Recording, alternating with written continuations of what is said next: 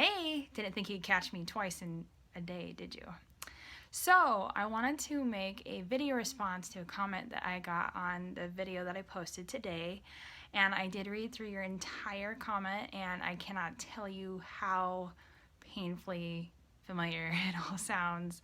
I cannot tell you how many of the things you've gone through sound so similar to me. And I really hope that the imaging you got done shows something.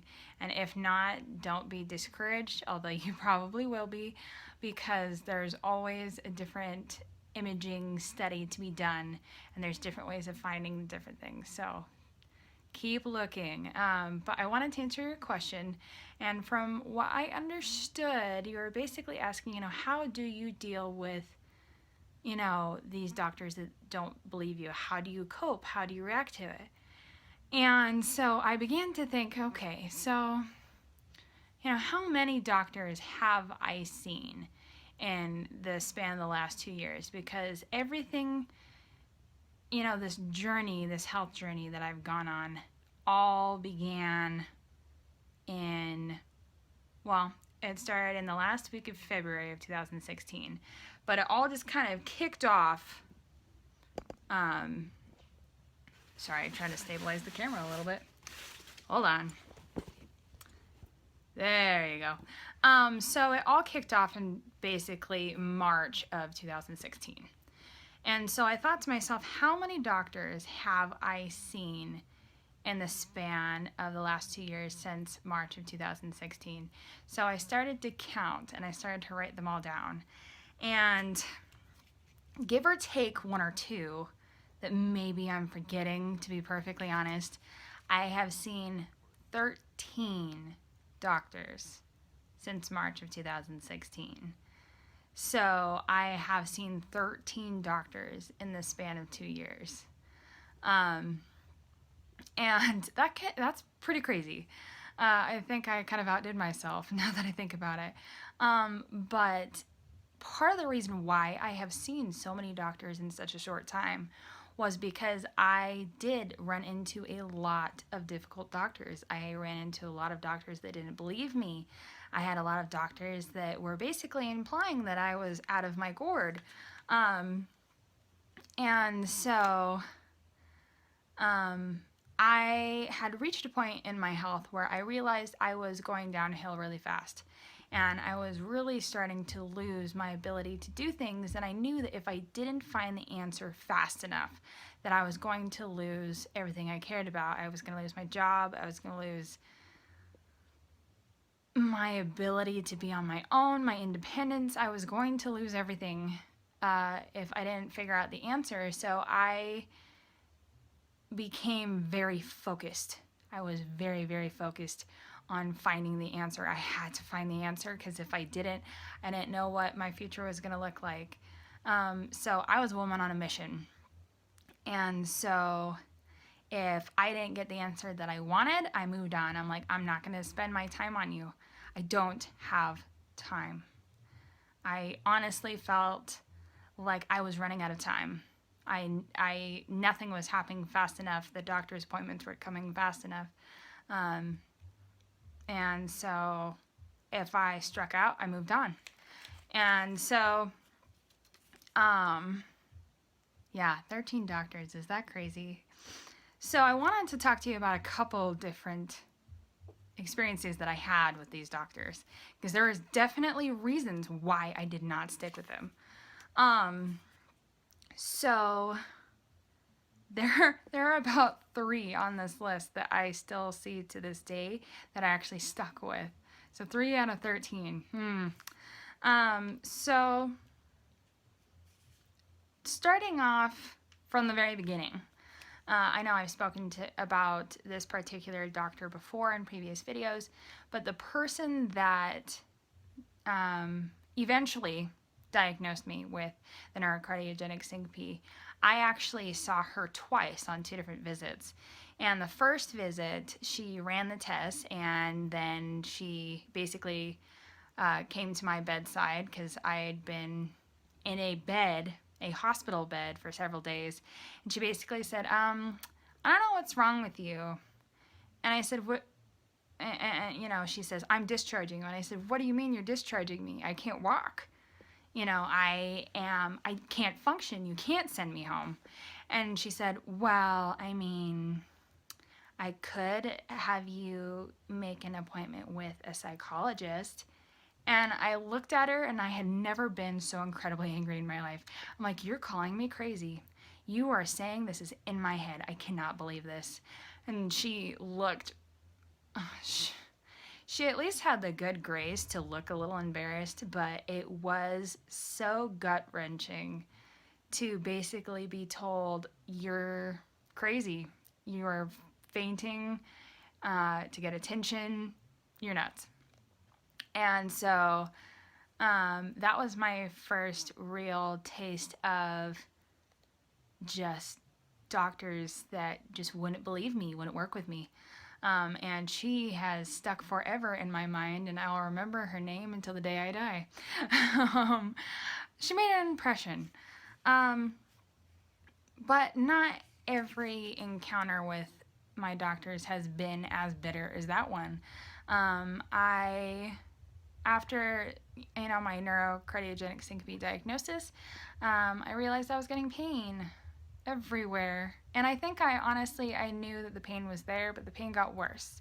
And it was pain in my joints, and it was pain in my muscles, and I was always in pain.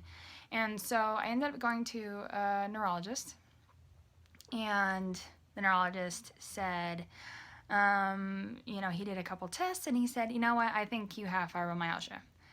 And looking back, honestly, I'm not sure if I have fibromyalgia, and if I do, it's caused by my other stuff. It's caused by the CSF leak. It's not just there. But over the course of the last couple months, I have kind of doubted that diagnosis, and I've kind of wondered if I got pigeonholed, where he said, I don't know what's wrong with you, therefore you have fibromyalgia. So he gave me this diagnosis, and he put me on gabapentin, and then eventually I was on Lyrica because I started to react badly to the gabapentin. It was making me angry all the time. It was not a good time. But when I realized the pain wasn't getting better with all of this medication I was taking, I went back to him and I'm like, I'm sorry, it's not working. What do I do next? And all he wanted to do was up the medication.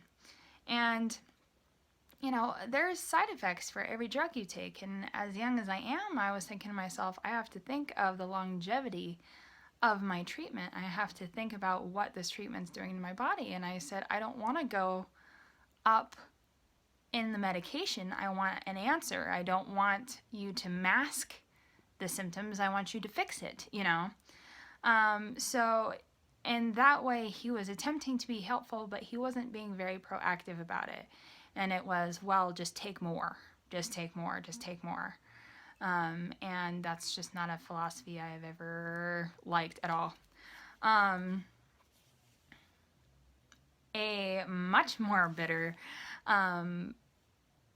encounter that I had was that I wasn't finding any help with the doctors that I had, so I started to look outside of my hospital, and I started looking at the clinics around town, and I found a pain management clinic.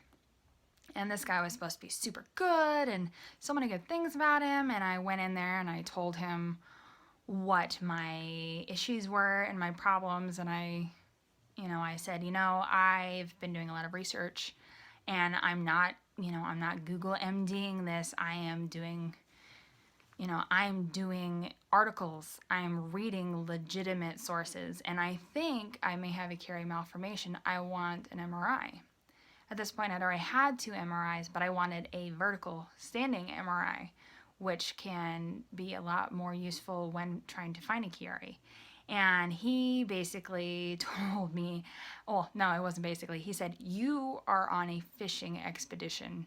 I will give you the MRI, but I won't read it. And he basically dropped me as a patient as soon as he handed over the MRI. And I was like, fine, that's all I wanted. Honestly, I don't want to deal with you anymore. I got what I came for, and I'm leaving. And so that was also another very abrasive thing. And it was particularly sucky, if that's a word you want to use. It was particularly sucky because my appointment before that, it really seemed like he was going to help me. So it kind of pulled the rug out from under me when that happened. So that left a very bitter taste in my mouth. I also saw another pain management person because they were recommended to me by a friend, and she basically said, this person's great, they're awesome, they're going to help you. And I said, okay. So I waited weeks and weeks and weeks and weeks for this appointment, and I went in there and I told them what was wrong, and she said, well, that sounds like depression to me. And again, I was absolutely shocked. I completely shut down. And that really it's my weakness. And that's usually why I bring someone with me to my appointments, is really, you should bring someone with you because they are an extra set of eyes, an extra set of ears, and they may think of questions that you haven't thought of. But when I get angry with my doctors, I tend to just shut down. I'm like, okay, they don't believe me.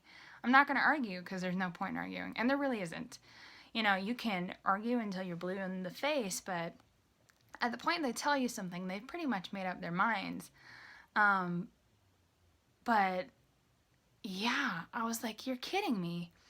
And again, back when I was trying to get diagnosed with the neurocardiogenic syncope, I went to the ER and I had this young doctor come in and, again, told him my symptoms. I can't walk.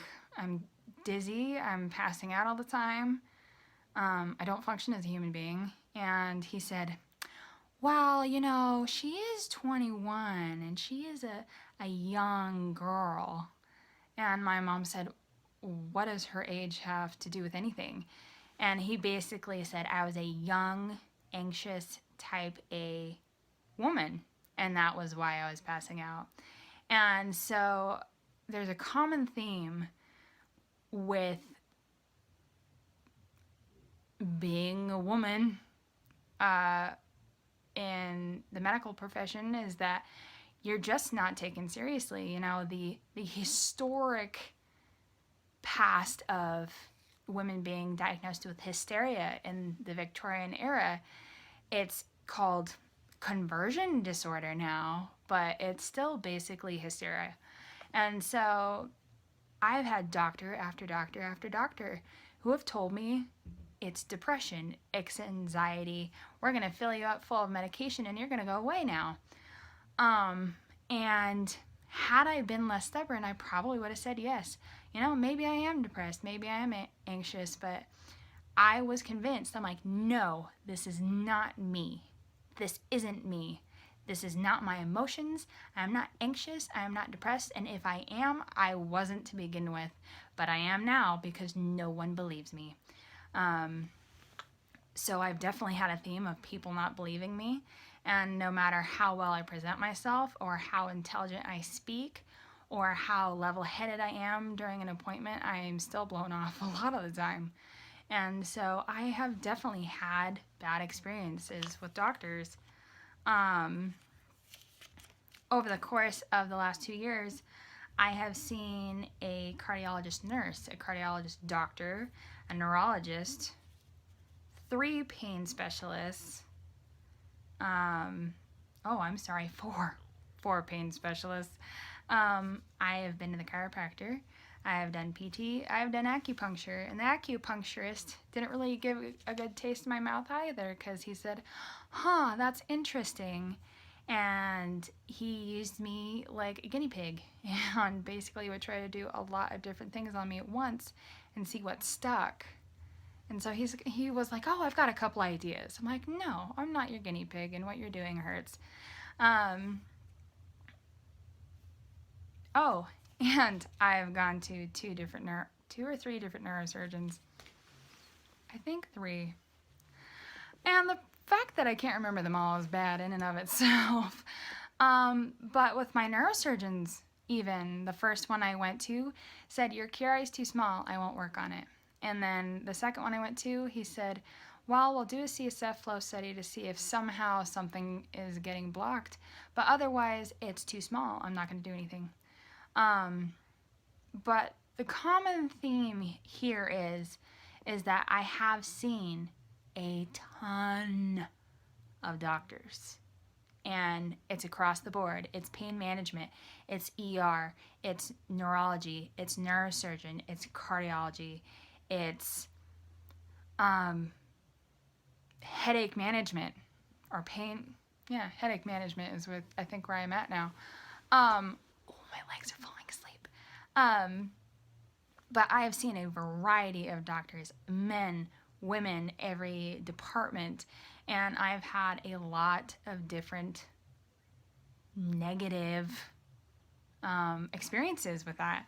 And the way I have dealt with it, at the point that I was really desperate, and I was at that point very angry that no one was believing me, a lot of times I'd shut down during an appointment.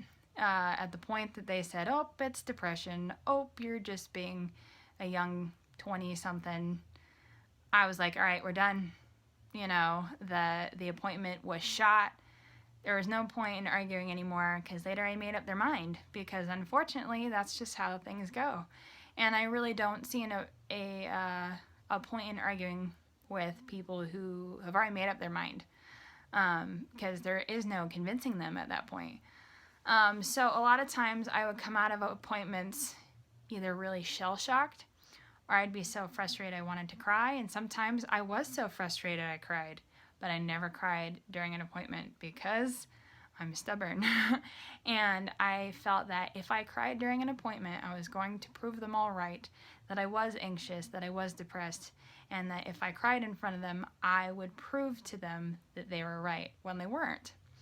So I was very defiant about the whole thing, but honestly, the way I dealt with rejection, because that's what it was I moved on.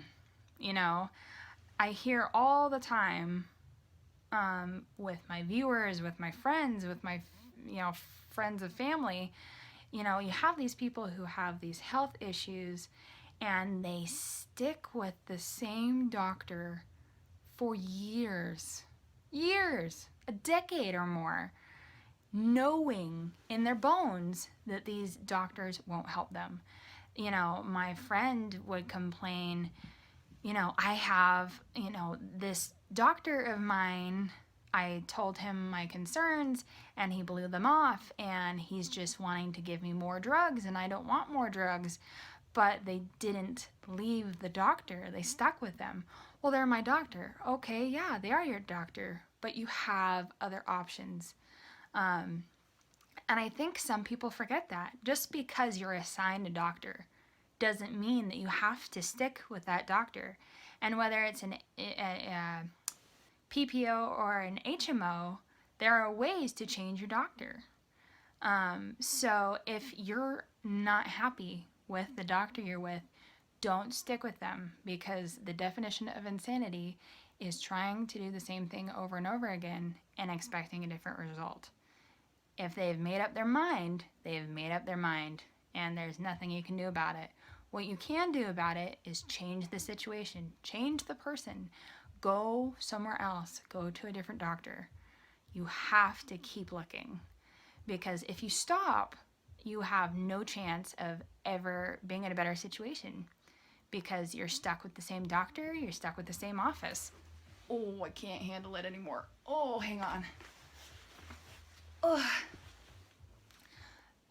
But yeah, you're stuck.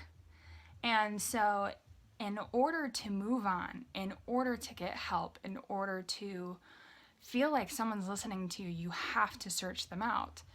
And I live in a fairly small town. It's not crazy big. It's not super small, but we are considered a small town. And so I don't have a wide variety of doctors at my disposal, especially in the fields that I have delved into, such as neurosurgery, neurology, that sort of thing. So at the point that I have exhausted my resources here in town, I told the neurosurgeon, okay, if you don't want to deal with me, that's fine, but send me to someone who will. And that's what I did. And that's why I'm at Stanford now. And that's why I have the doctor that I do. And I'm finally getting the help that I need after 2 years